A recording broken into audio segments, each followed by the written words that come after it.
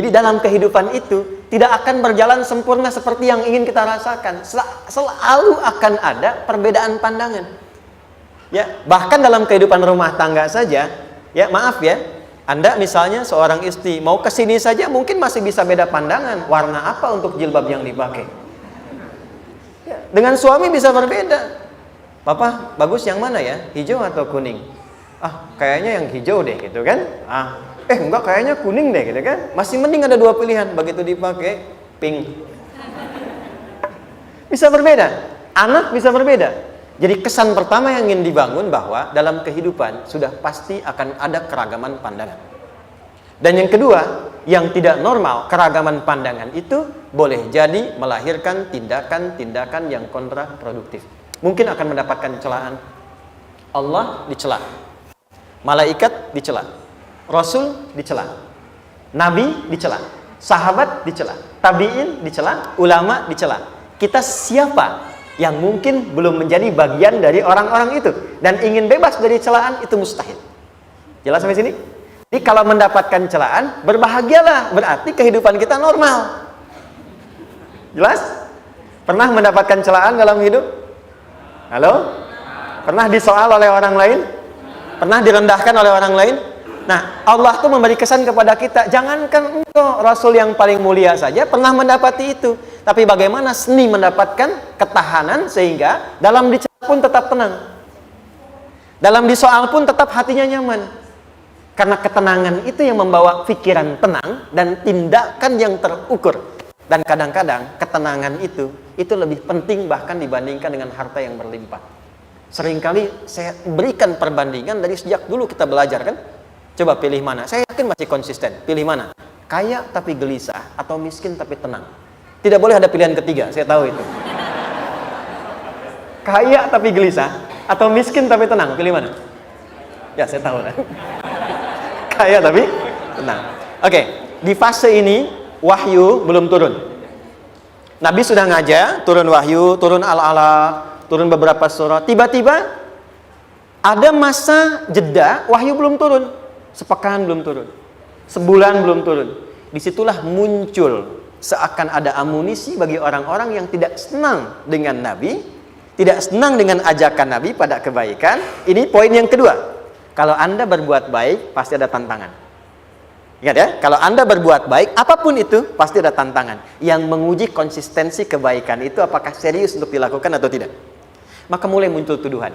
Lihatlah Muhammad dari ditinggalkan sama Tuhannya. Itu Muhammad udah gila tuh, naik turun bukit, naik turun lagi, kayak orang bengong. Muhammad udah ada beban di pundaknya. Jangankan umatnya, Rasulnya saja yang mengklaim Rasul punya masalah katanya, ya kan? Dan ditinggalkan Tuhannya, kok masih mau ikut Muhammad? Maka dalam keadaan itulah kemudian ditunggu, naik turun, turunlah kemudian dua surah sekaligus, surah 93, surah 94, yaitu surah Ad-Duha dan Al-Insyirah.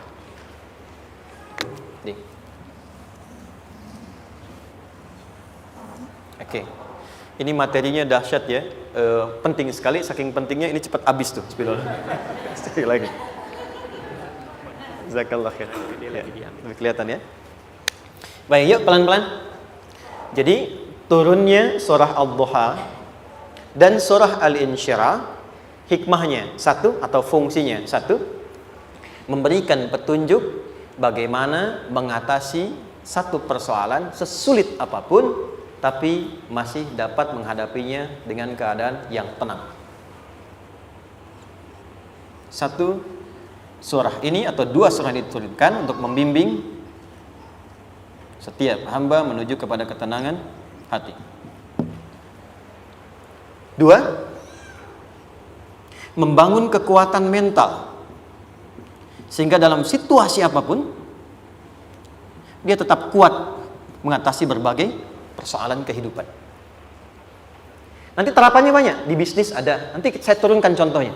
Kadang-kadang ikut tender, sudah bagus, sudah menang, tapi proyeknya diambil orang. Ada yang begitu? Nanti ada ayatnya, ada. Nanti kita turunkan. Udah siap-siap, kan? Pengen melamar, ternyata keduluan orang, gitu kan? Udah siap-siap, pengen dapat ini, mau lulus, ternyata nilainya nggak seperti yang diharapkan. Muncul, ada, selalu ada demikian. Nanti kompleksitasnya banyak. Tapi dua surah ini kalau kita bisa kuasai artinya dengan baik, pahami dengan benar, maka akan ada sesuatu yang beda yang terasa dalam jiwa kita dan kesiapan mengatasi setiap persoalan dalam kehidupan. Yuk kita baca dulu ya supaya dapat keberkahannya dari dua surah ini. Saya bacakan, Anda ikuti ya. A'udzu billahi minasy syaithanir rajim.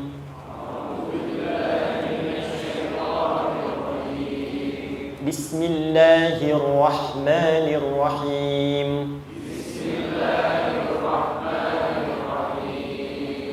Wadduha والليل إذا سجى ما ودعك ربك وما قلى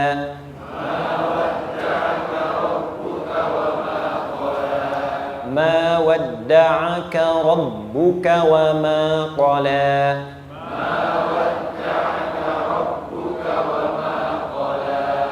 وللآخرة خير لك من الأولى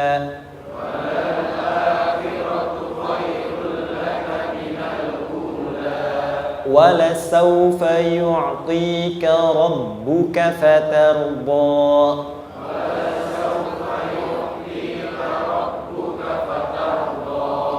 ألم يجدك يتيما فآوى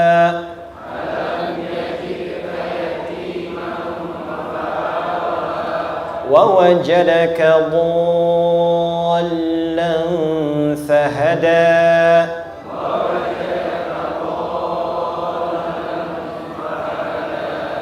ووجدك عائلا فأغنى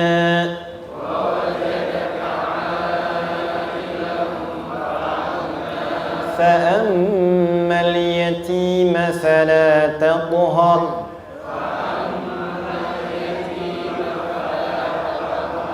وأما السائل فلا تنهر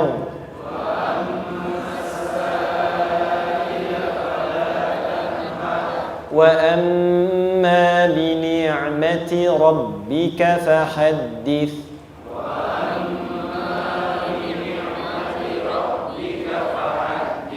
Baik, satu surah dulu, alhamdulillah.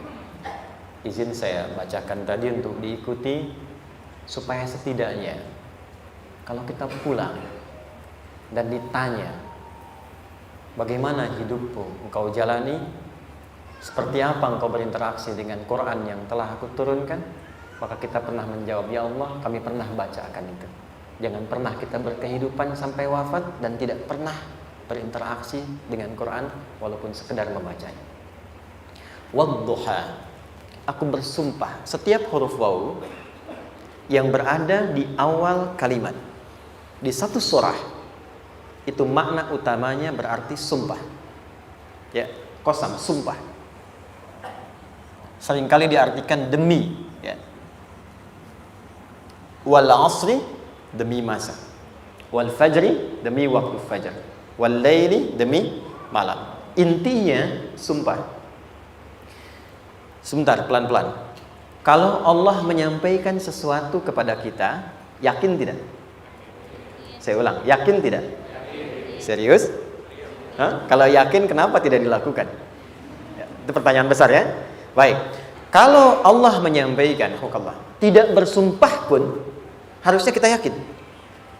Tapi kalau Allah bersumpah dalam kaidah ilmu tafsir, berarti ada sesuatu yang sangat penting, yang saking pentingnya akan sangat dibutuhkan oleh setiap hamba, sehingga diminta setiap hamba itu fokus menyimak apa yang mau disampaikan. Bahkan saking pentingnya menyimak itu, Allah bersumpah. Jelas? Kalau teman-teman menemukan di Quran ada ayat dibuka dengan sumpah, berarti ada kasih Allah yang tinggi yang akan disampaikan di ayat itu sampai meminta kita fokus untuk menyimaknya. Ad-duha, untuk memudahkan maknanya, teman-teman kalau waktu duha itu jam berapa ya?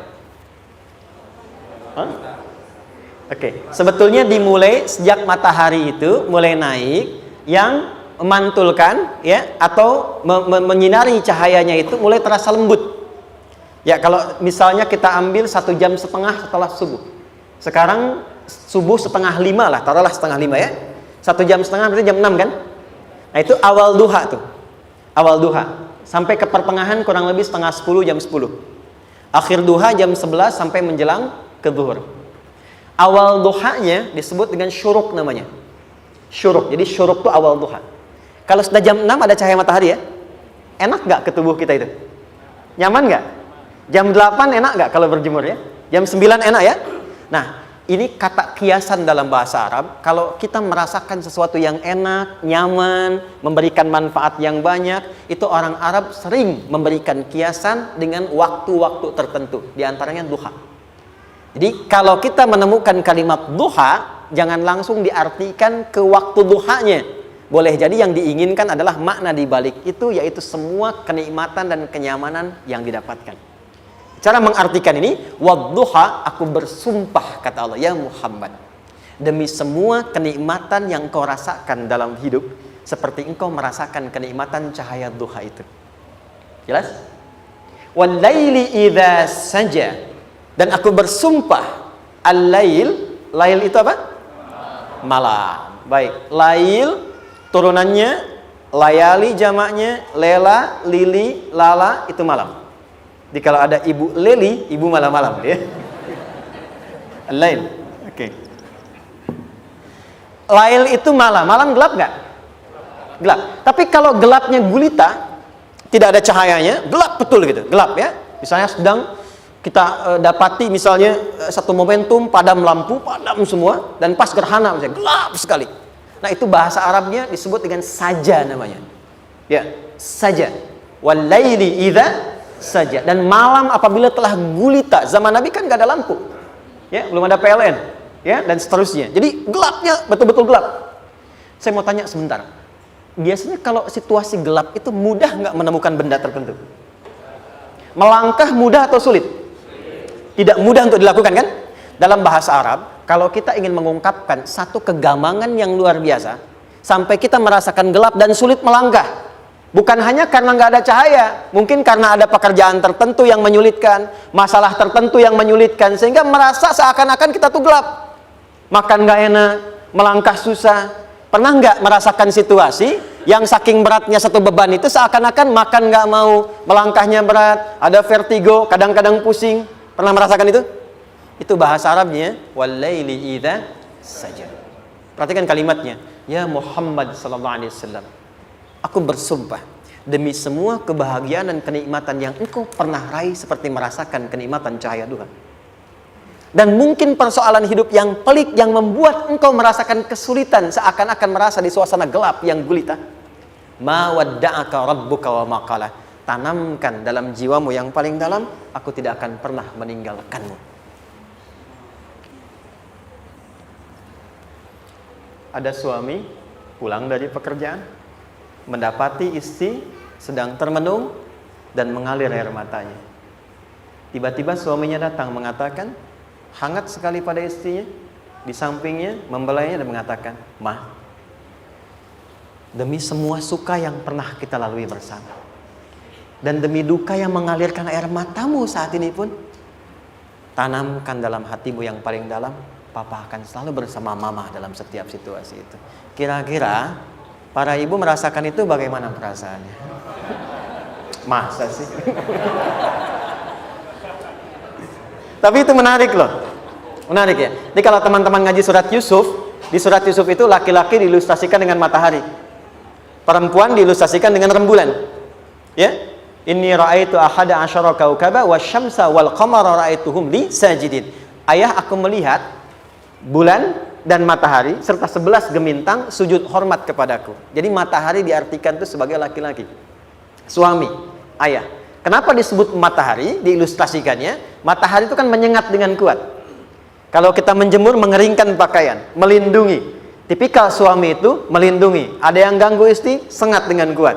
Ada air mata yang mengalir, hei, keringkan itu sehingga tidak larut air mata mengalir di pipinya. Itu matahari. Sebaliknya rembulan. Rembulan itu kan enak dipandang, bukan bulannya ya, bukan bulannya. Kalau bulannya kan desainnya nggak sempurna baik terlihat, tapi cahaya rembulannya. tampil dengan indah, tampil dengan baik, enak dipandang, menenangkan, dan tidak tertukar. Jangan sampai ada istri jadi matahari, suami jadi rembulan. Jelas ya? Dengan kekuatan bulan aku menghukummu, ya kan? Itu salah. Oke. Tahan sampai sini, tahan. Lihat baik-baik. Saya berhenti sampai sini dulu. Kalau di Quran ada ayat menyebutkan, tidak spesifik orang yang disebutkan dan kapan kejadiannya, maka peristiwa itu akan terjadi dan dialami oleh kemungkinan generasi berbeda di setiap masa dengan tokoh berbeda tapi perasaan yang serupa. Sebaliknya, kalau disebutkan namanya, jelas identitasnya, kapan kejadiannya, maka peristiwa itu hanya akan menimpa orang tersebut dan tidak akan dialami lagi orang lain setelahnya. Saya tanya dulu yang akhwat, yang perempuan, kenal Maryam? Kenal, bagus.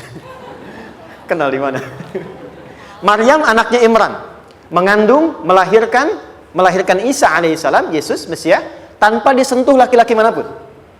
Dan di Quran identitasnya disebutkan langsung, Maryam binti Imran, wa Maryam ibnata Imran. Ini menunjukkan kesan bahwa yang mengandung dan melahirkan tanpa disentuh laki-laki manapun, itu hanya Maryam anaknya Imran. Ingat ya, mengandung, melahirkan tanpa disentuh laki-laki manapun. Bukan mengandung, melahirkan tanpa suami, kalau itu banyak dia. Ya, mengandung, melahirkan tanpa disentuh laki-laki manapun.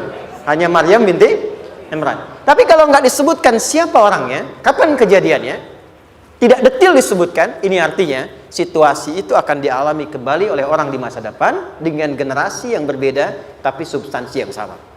Pertanyaannya, pernahkah kita mengalami situasi yang sulit sampai seakan merasa gelap?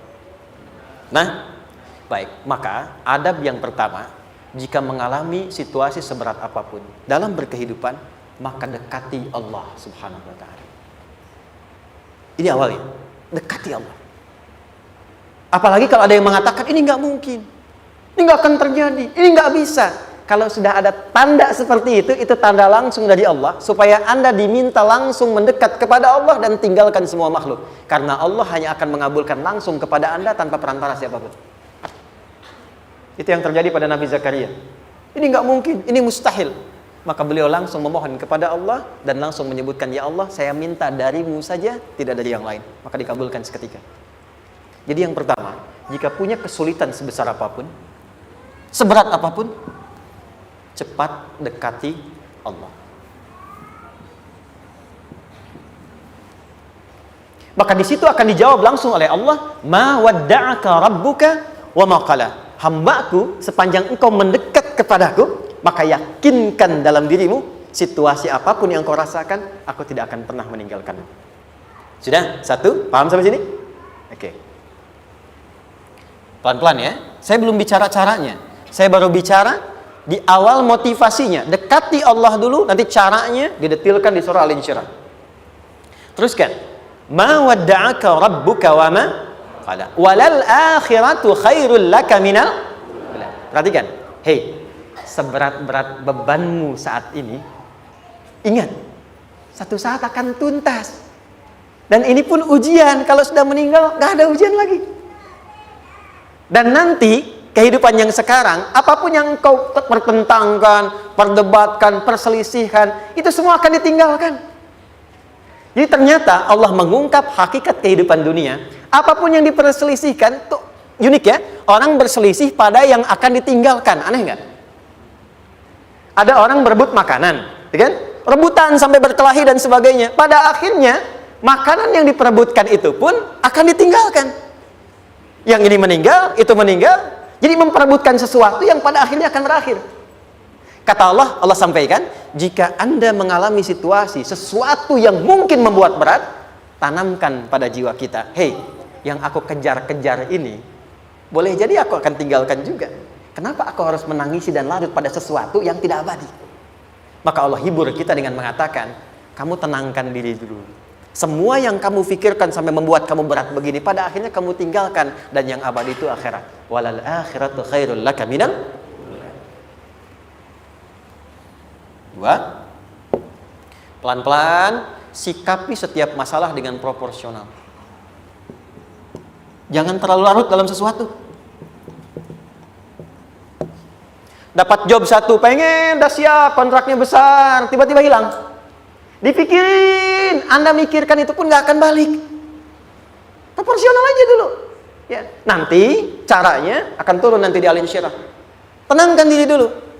Prasangka baik kepada Allah Subhanahu wa taala. Boleh jadi apa yang Allah ingin berikan sebagai pendahuluan sekarang belum sampai kepada kita karena Allah menyiapkan yang lebih baik di balik itu.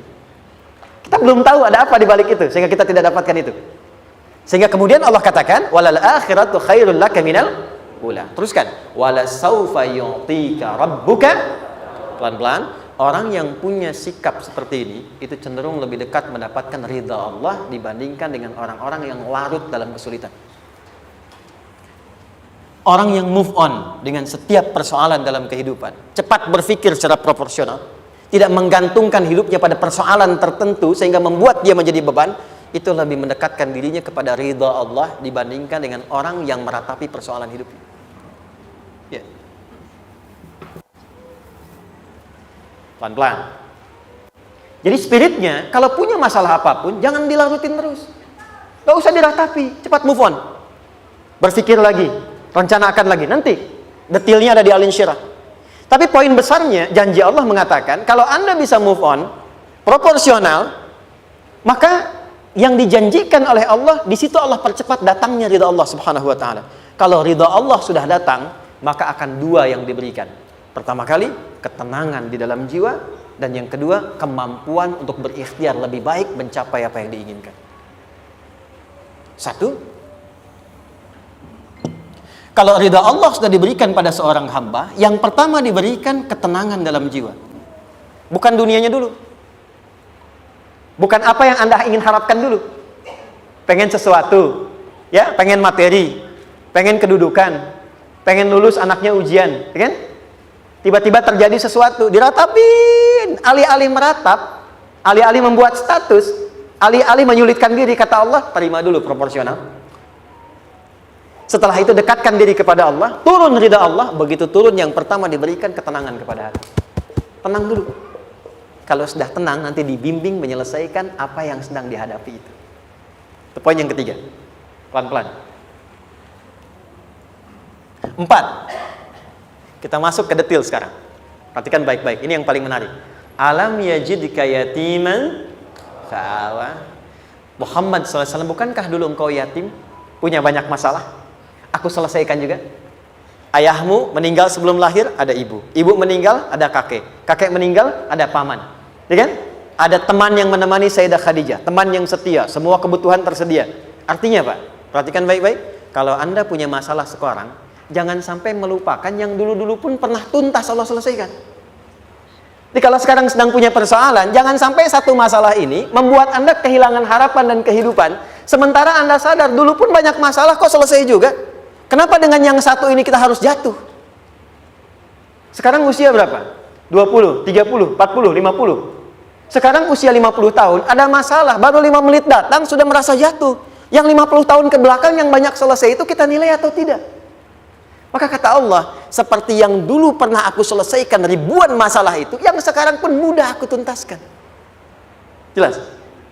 Nah, secara psikologi, orang-orang yang selalu bertindak seperti itu akan selalu punya harapan lebih tinggi untuk menyelesaikan persoalannya. Jadi kalau sedang punya masalah, pikirkan yang dulu juga selesai, masa yang sekarang nggak selesai. Itu prinsipnya. Secara psikologis demikian. Jelas ya? Oke.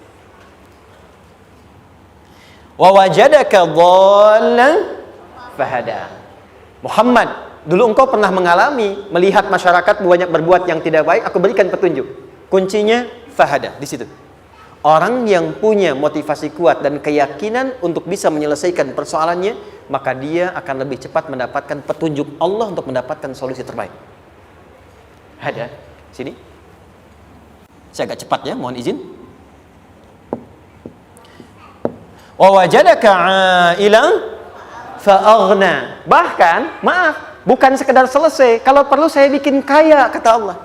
Aghna itu kalau ilmunya luas. Kalau harta, hartanya banyak. Kalau kedudukan, kedudukannya tinggi. Hei, engkau yang sedang mengejar kedudukan, aku tahan sebentar karena ada yang nggak bagus untukmu di sini. Tapi kalau kamu terima, aku angkat itu lebih daripada apa yang kamu harapkan. Kamu pengennya bintang 2, aku naikkan sampai bintang 4. Kalau perlu 5 sekalian. Hei, kamu yang in kampus di sini, aku tahan, bahasa kamu nggak lulus, kamu nangis, kamu mengadu, kamu datang pada orang tuamu. Orang tua mulai protes, mulai curhat macam-macam. Terima dulu. Mungkin di sini ada yang tidak baik seperti doa ibumu yang sering memohon, ya Allah, jangan sampai anakku berbuat yang salah. Jangan sampai terjebak narkoba. Jangan sampai terbawa tawuran. Di sini ada yang kurang tepat untukmu. Kalau kamu ridha, kamu terima, kamu proporsional, bahkan aku pindahkan ke kampus yang lebih baik yang tidak kamu bayangkan sebelumnya. Di orang-orang yang selalu menerima apa yang Allah ujikan dan ridha dengan itu, maka Allah akan angkat derajatnya bahkan melebihi ekspektasi dirinya. Paham? Kalau sudah seperti itu, maka lihat ujung ayatnya. Lihat ujung ayatnya. Fa'ammal yatima fala taqhar. Maka jangan pelit berbagi kepada orang lain. Share. Kalau sudah sukses, share. Berbagi, bukan hanya materi, bagi ilmunya, ya, bagi kebahagiaannya. Wa ammas sa'ila fala tanhar. Jangan sampai nunggu orang minta. Kalau lihat ada kawan yang butuh, sekarang Anda sukses. Tapi boleh jadi kesuksesan Anda itu tangganya dari teman-teman Anda. Kalau sudah teraih ke atas, lihat lagi anak tangganya ke bawah. Ajak teman, jangan ditunggu minta. Ajak, bawa dia, berikan peluang. Jangan sampai dia minta, apalagi Anda bentak-bentak. Aku kan yang dulu bantu kamu. Jangan sampai keluar kata-kata itu. Kamu bisa naik di atas karena aku kan yang dulu bantu kamu. Kamu bisa jadi pemeran utama karena aku yang rekomendasikan. Karena aku yang dorong kamu, misal. Jangan sampai keluar kata-kata itu. Apalagi langsung keluar, tidak. Ini karena ilmuku saja misalnya.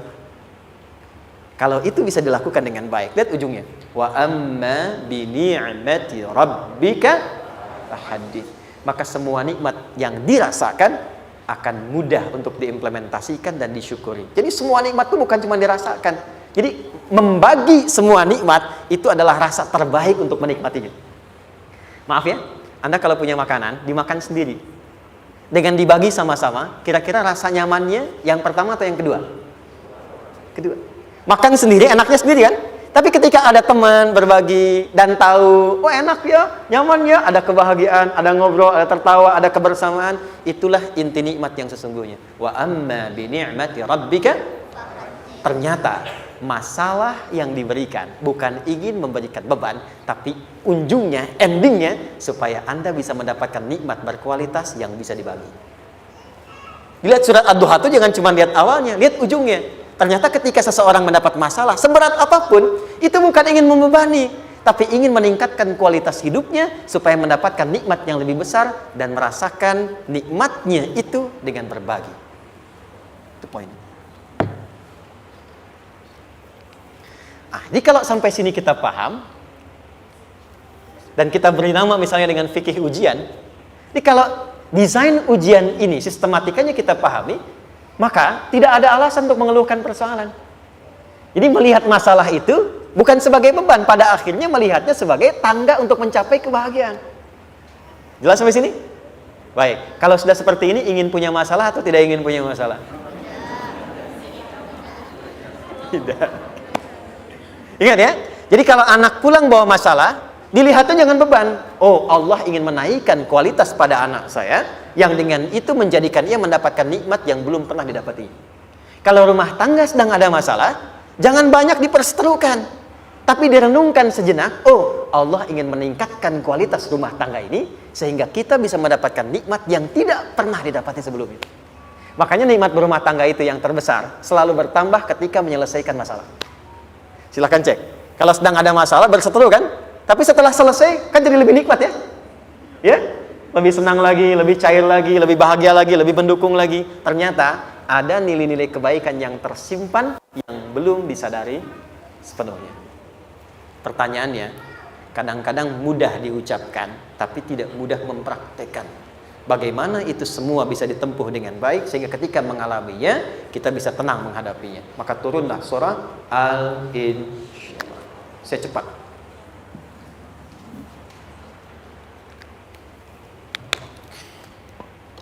Teman-teman, ini apa? Kelas ya? Baik, pelan-pelan sedikit. Kira-kira volumenya besar kecil? Kecil ya? Baik.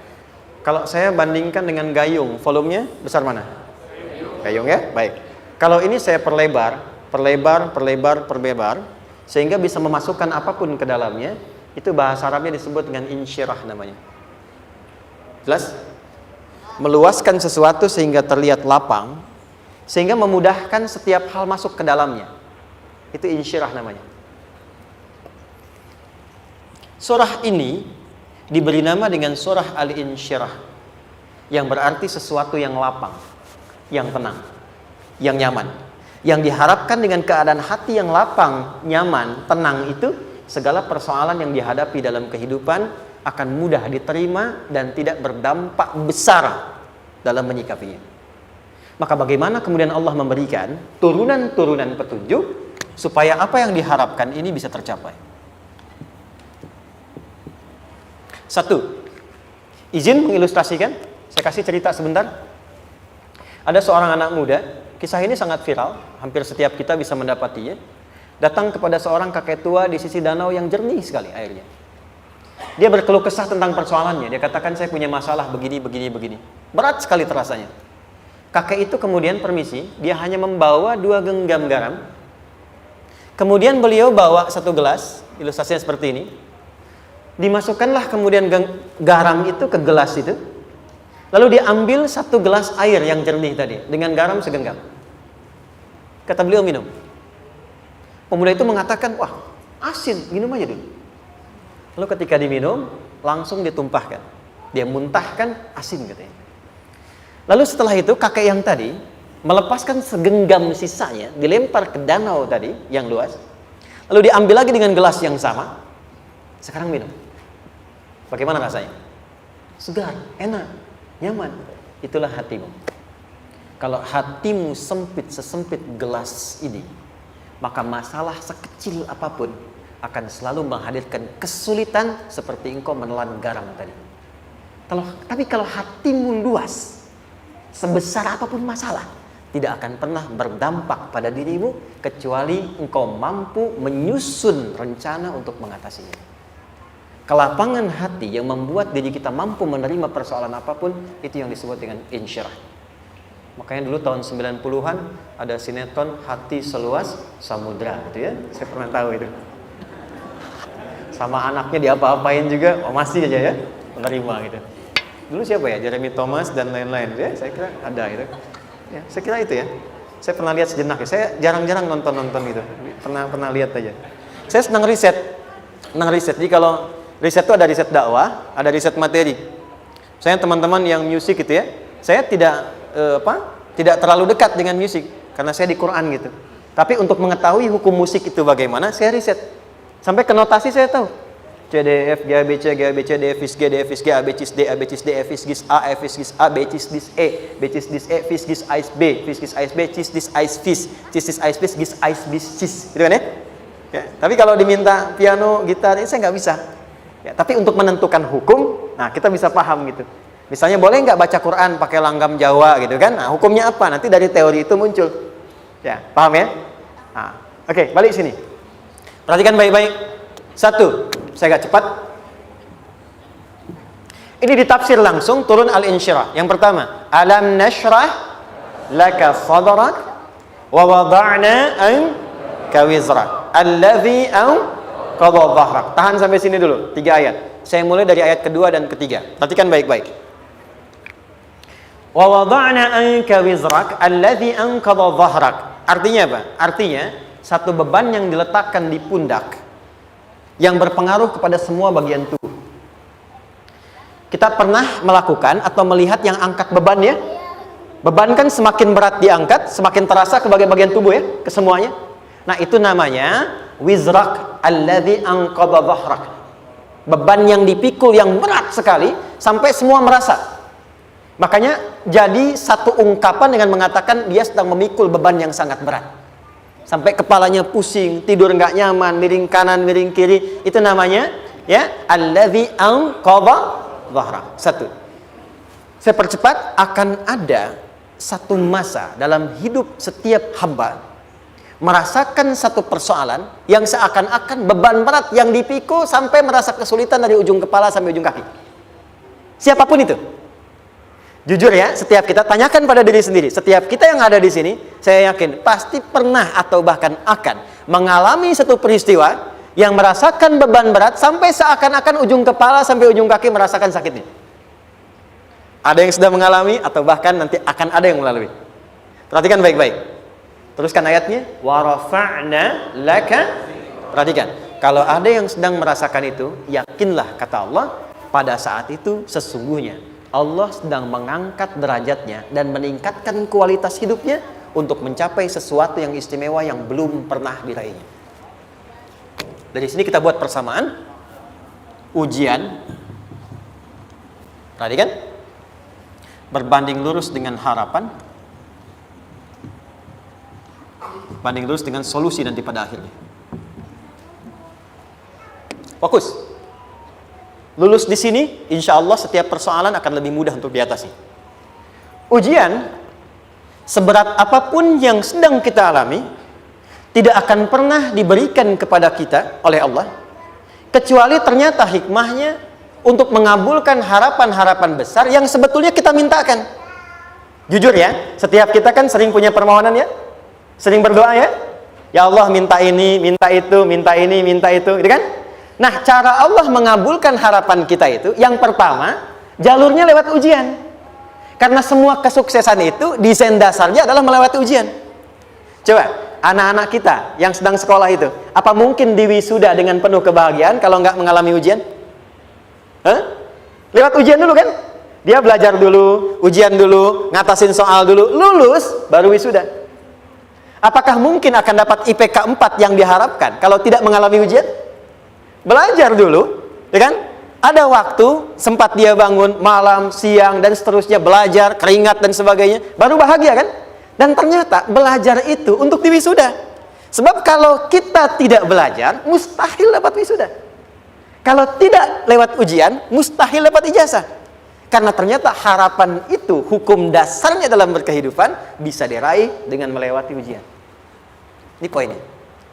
Jadi mohon, kalau sedang mengalami sebuah peristiwa, dan kita harus menghadapi itu, coba renungkan. Sebetulnya pernah berdoa apa sampai kita mengalami itu, sehingga dengan jalan itulah sebetulnya Allah ingin mengabulkan harapan yang dulu pernah kita mintakan.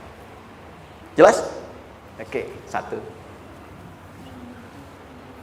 Yuk turunkan rumus ya pelan-pelan. Quran surah kedua ayat 286. Ini kesini dulu baru nanti kita balik lagi. 2 Al-Baqarah ayat 286. La yukallifullahu nafsan illa usaha. Tahan sampai sini. Lihat baik-baik. Hukum yang pertama. Hukum pertama. Allah tidak mungkin menguji seorang hamba di luar batas kemampuannya.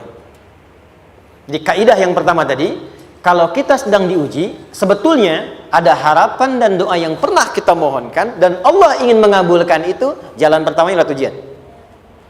Tapi adilnya Allah, tidak akan pernah kita diuji kecuali sesuai dengan kemampuan kita. Jadi kalau nggak mampu, nggak mungkin diberikan ujian. Ingat ya, kalau tidak mampu, tidak mungkin diberikan ujian. Artinya harapan yang kita mohonkan pun akan sesuai dengan kemampuan kita. Jadi kalau kita minta sesuatu nggak mungkin bisa menggunakannya, nggak akan dikasih. Nah, balik ke sini untuk memberikan ketenangan kepada hati kita. Kalau sedang menerima persoalan, setelah kita mengatakan, oh ini mungkin ada harapan yang ingin saya dapatkan, jalannya lewat sini. Untuk memberikan ketenangan kepada hati, begitu persoalannya tiba, langsung katakan pada diri kita, saya pasti bisa menjalaninya. Mustahil saya diuji kalau nggak mampu menjalaninya. Itu bahasa singkatnya. Ingat ya? Kalau ingin mudah menyelesaikan persoalan, kata Quran, setiap ada ujian, langsung katakan pada hati kita, insya Allah bisa. Nggak mungkin saya diuji kalau saya nggak sanggup. Jelas? Dan tanamkan itu pada hati yang paling dalam. Ini nggak mudah. Kalau cuma disimpan di pikiran, jadi beban. Tapi kalau Anda tanamkan dalam hati, seberat apapun masalahnya, pasti saya sanggup, pasti saya bisa. Pernah lihat dulu ada acara 90-an Benteng Hattori? Oke? Benteng Takeshi ya? Takeshi ya, gitu kan artinya kan bisa jawab ya. Saya tahu Ninja Hattori mendaki gunung lewati lembah, ya tahu ya. Son Goku, Son Gohan, saya tahu itu. Son Goku, Kamehameha, Piccolo itu yang nulisnya Suzuki Watanabe, saya tahu itu. Benteng Hattori, balik lagi ya. Benteng Takeshi ya. Puncaknya kan main pakai itu kan, pakai tank ya dan sebagainya. Tapi pernah ingat gak satu episodenya itu? Begitu akan bertarung, kan selalu ada motivator di sampingnya itu mengatakan, ayo, kamu bisa, gitu kan? Dia nggak ngaji Quran tuh. Kita punya ayatnya. Pernah nggak? Buka lagi ya dulu ya. Oke. Korea, kenapa bisa nyusul Jepang? Salah satunya, waktu Jepang itu maju, setiap di Korea itu ditanamkan dari mulai anak-anak TK-nya. Kita harus lebih daripada Jepang. Sejak anak-anaknya TK. Itu ditanamkan betul. Kita bisa, kita dari TK. Sehingga ketika di sana bikin Honda, sini Hyundai. Hyundai kan dibacanya Hyundai, ya kan? Sana Honda, sini Hyundai gitu. Di apapun yang dibuat Jepang, Korea harus lebih unggul. Itu ditanamkan dari awal. Bisa. Kita itu sekarang punya ayatnya. Jadi kalau sedang punya masalah seberat apapun, katakan pada diri kita, insya Allah bisa. Gak mungkin diuji kalau nggak sanggup. Bisa insya Allah. Bisa. Kenapa mah? Bisa. Jelas? Oke. Sudah di situ teruskan. Lanjutkan. Warafa'na laka dzikra. Teruskan. Fa inna ma'al usri. Nah, ini poin terbesarnya. Fa inna ma'al usri yusra. Fa huruf yang menunjukkan sesuatu berlangsung dengan cepat. Inna di ilmu nahwunya berbunyi begini, di gramatikal bahasa Arab. Harfu nasbin wa taukidin. Tansibul isma wa tarfa'ul khabara. Mabniyun 'alal fathi la mahalla lahu min al-i'rabi. Paham? Tidak. Inna huruf yang digunakan untuk menguatkan informasi agar ditancapkan ke dalam hati sekuat-kuatnya dan jangan pernah ragu. Jadi kalau orang Arab itu nancapkan tongkat begini dan kuat, tidak goyah, itu nasab namanya. Nasabar rajula asahu fil ardi. Inna ini harfu nasab. Jadi kalau ada di Quran dibuka informasinya dengan inna, maksudnya begini, hei, tancapkan informasi dalam hatimu dengan kuat, jangan pernah ragu. Yakinkan pada dirimu. Apa yang harus diyakinkan? Ma'al usri yusra.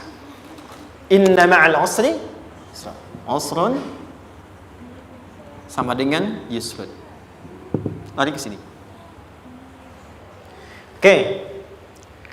Apa artinya usrun? Sulit. Oke. Sulit itu ada dua.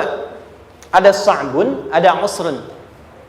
Kalau kesulitan yang relatif, kata si A sulit, si B mudah, itu sa'bun namanya. Contoh, kata si fulan, bahasa Jepang susah. Padahal kata yang lain tidak. Saya ke Jepang, anak-anak kecil begini bisa bahasa Jepang, gitu kan? Bagi mereka mudah, gitu ya. Saking mudahnya gitu. Kata shiwa, gitu. Anak-anak kecil, bagi mereka mudah, bagi kita belum tentu. Itu sa'bun. Inna lughatal yabaniyya sa'bah. Relatif. Tapi kalau kesulitan yang sifatnya mutlak, semua orang mengatakan sulit. Maaf, bawa mobil, sulit atau mudah? Bukan mengendarai ya, bawa mobil, bawa. Sulit ya? Sulit ya? Baik, sepakat sulit semuanya. Nah, itu dalam bahasa Arab dikenal dengan usrun. Kesulitan yang semua sepakat bahwa itu susah. Sulit, semua sepakat. Dan ketika ada orang bicara, aku sedang punya masalah begini. Semua mengatakan, wah itu nggak mudah, itu nggak mudah. Itu usrun namanya. Lawannya, kemudahan yang relatif disebut sahlun. Tapi kemudahan yang semua sepakat bahwa itu mudah, itu yusrun namanya. Mengangkat spidol, semua mengatakan mudah, ringan. Itu yusrun namanya. Perhatikan, Allah tidak memasangkan sa'bun dengan sahlun, tapi memasangkan usrun dengan yusrun. Orang-orang yang punya keyakinan kuat, setiap persoalan itu akan selesai. Dan dia mengatakan pada dirinya, aku bisa melewatinya. Maka, perhatikan kalimatnya kata Quran. Inna ma'al usri yusran. Sesulit apapun masalah yang sedang dia alami, maka Allah akan datangkan solusi semudah-mudahnya yang bisa dia nikmati. Dengan kata lain, kalau kita bawa ke bahasa psikologi, kalau sedang menghadapi persoalan seberat apapun, selain kita mengatakan, ini pasti bisa saya lalui, saya insya Allah sanggup mengatasinya, katakan pada diri kita, ini pasti selesai. Pasti ada solusinya, pasti mudah. Katakan, walaupun memang solusinya belum datang, tapi tenangkan pada diri kita dengan mengatakan, inna ma'al usri yusra. Bahasa psikologinya, katakan pada diri kita, ini pasti selesai. Nggak mungkin nggak selesai, pasti ada solusinya, pasti mudah. Itu lebih memberikan harapan pada diri kita untuk menuntaskan persoalan dibandingkan dengan meratapinya. Jelas? Teruskan. Fa inna ma'al usri. Kalau masih ragu kata Allah, katakan lagi sekali lagi. Sampai hati kita merasa nyaman. Jadi kalau sedang punya persoalan seberat apapun, tanamkan pada diri kita, pasti selesai. Belum nampak, insya Allah pasti selesai. Gak mungkin diuji kalau nggak ada solusi. Itu lebih memberikan harapan. Setelah itu, fa'idha faraghta, mitigasi masalahnya, mitigasi persoalannya. Tuliskan, ini masalahnya apa? Rumah tangga. Apa saja misalnya, dia ada suami, ada istri, ada anak-anak. Masalah ada di mana? Kadang-kadang benangnya jadi kusut karena satu-satu nggak segera diselesaikan. Maka kata Al-Quran, fa'idha faraghta, satu-satu mitigasi dulu. Satu masalah di sini, lihat di suami, lihat di istri. Kalau pekerjaan, masalahnya apa? Sebelum bercabang kemana-mana, petakan. Apakah rekanannya? Apakah relasinya? Apakah kemampuannya? Apakah manajerialnya? Apakah marketingnya? Mitigasi, kotaki semua, selesaikan satu-satu. Setelah itu, apa yang dilakukan? Wa ila rabbika, tawakal sepenuhnya kepada Allah untuk menentukan hasilnya. Tawakal itu yang paling mahal.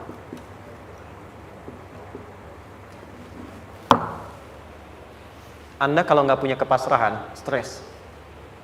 Karena selalu memikirkan apa yang mau dikerjakan dan selalu orientasi pada hasil. Kita punya tawakal. Kalau kita mampu menyerahkan sesuatu, gini, di sini ada orang yang paling jago misalnya main basket. Ada pertandingan basket. Begitu dibuka, udah tim musyawarah serahkan aja pada si fulan. Kan? Dia yang paling jago, dia. Bukankah dengan menyerahkan itu bukan hanya kita berikan sebuah tugas, ya kan? Tapi dengan itu ada kelapangan tersendiri kan? Yakinlah sukses, ini paling hebat. Pernah ada perasaan gitu? Sekarang, siapa yang paling mampu menguasai? Siapa yang paling hebat menyelesaikan segala hal? Siapa yang punya segalanya? Bukankah Allah? Orang-orang yang punya tingkat tawakal yang tinggi, maka satu, dia akan lebih stabil keadaan mentalnya dan tidak akan pernah gelisah dengan kekecewaan. Nggak ada kecewa. Karena tawakal itu kalau sudah kepasrahan pasti menerima hasil. Kalau sudah tawakal, terserah Allah tetapkan apa saja. Mau dapat sekarang, dapat besok, dapat nanti. Puncak yang paling tinggi, tugasmu hanya berikhtiar semampu yang bisa dilakukan. Selanjutnya, biarkan Allah menetapkan apa yang menjadi bagian dari maslahat kehidupan kita. Saya tutup. Cara Allah menjawab harapan kita ada 3. 1. Memberi langsung apa yang kita mintakan. 2. Menunda itu sampai kita siap menerimanya. 3. Mengganti apa yang kita inginkan dengan apa yang kita butuhkan. Saya ulang ya. 1. Memberi langsung apa yang kita mohonkan. Misal, ya Allah saya ingin A misalnya, anak saya pengen ke ITB. Tapi nggak mungkin tiba-tiba langsung masuk ITB kan? Pasti lewat ini dulu kan? Ada ujian dulu, ikut tes dan seterusnya diterima sesuai. 2, kadang menunda sesuatu sampai dia sanggup menjalaninya. Anda punya anak usia 5 tahun, pengen diberikan motor. Anda mampu untuk memberi motor, dikasih nggak? Tidak. Sampai dia sanggup mengendarai motor, baru Anda berikan. Terkadang ada yang kita minta sekarang, tidak didapati sekarang. Tapi ternyata tahun depan kita dapat. Kita harus sadar bahwa anugerah yang kita dapatkan tahun depan itu sebetulnya adalah hasil doa kita di tahun ini. Pernah dengar nggak kisah viral? Nabi itu berdoa baru dikabulkan setahun setengah. Setahun 6 bulan. Padahal itu Nabi loh. Kiblat pertama kita kemana? Palestina kan? Baitul Maqdis kan? Nabi berdoa, mohon terus nengok ke langit. Al-Baqarah 144, minta, jawabannya turun setelah setahun setengah, setahun 6 bulan. Ada yang mengatakan di tafsir setahun 8 bulan, baru dikabulkan setelah setahun setengah. Padahal kurang soleh apa Nabi? Nabinya siap, mungkin umatnya yang belum siap. Nabinya siap, tapi ada tantangan di masyarakat yang tidak mudah, yang mungkin bisa meruntuhkan dakwah, baru dikabulkan setahun setengah. Ketika semua umatnya sudah bisa siap menerima itu. Boleh jadi apa yang diminta orang tua sekarang terkabulnya mungkin belasan puluhan tahun pada anaknya yang nomor sekian. Tahu Imam Syafi'i?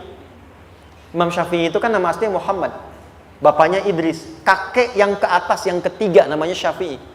Kenapa disebut Imam Syafi'i? Dinisbatkan pada kakek yang ke atasnya. Ternyata kakeknya ini seorang ulama besar, saleh, memohon kepada Allah. Setiap di keturunannya ada yang bisa menggantikan lebih soleh, lebih baik lagi. Ternyata yang didapatkan bukan dari anaknya, tapi generasi keturunan yang kesekian. Anda belum sekarang bisa hafal Quran. Misalnya, Anda bermohon, berdoa, boleh jadi yang hafal, mungkin bukan di anak, bisa di cucu, bisa di bagian keluarga yang lain. Maka, terkadang tawakal itu tidak hanya memberikan hasil yang cepat, tapi memberikan keindahan yang terasa tertunda, tapi melengkapi kebahagiaan yang dirasakan. Penutupnya, boleh jadi minta ke ITB, diterimanya di Unpad. Minta motor, dapatnya mobil. Kalau itu senang, luar biasa. Minta mobil, dapatnya motor, gitu kan? Ternyata kadang-kadang di sini yang terakhir, saya tutup, Allah mengabulkan apa yang kita butuhkan, bukan apa yang kita inginkan. Anak Anda sakit, dibawa ke dokter, kata dokter jangan dulu makan jeruk. Maka Anda pulang, dia minta jeruk, Anda berikan apel. Saya nggak mau apel mah, saya pengennya jeruk. Nggak apa-apa nah, ini apel rasa jeruk misalnya kan? Anda berikan. Ternyata apa? Bukan ingin menyakiti dan tidak mengabulkan keinginan anak, tapi lebih memberikan apa yang dia butuh.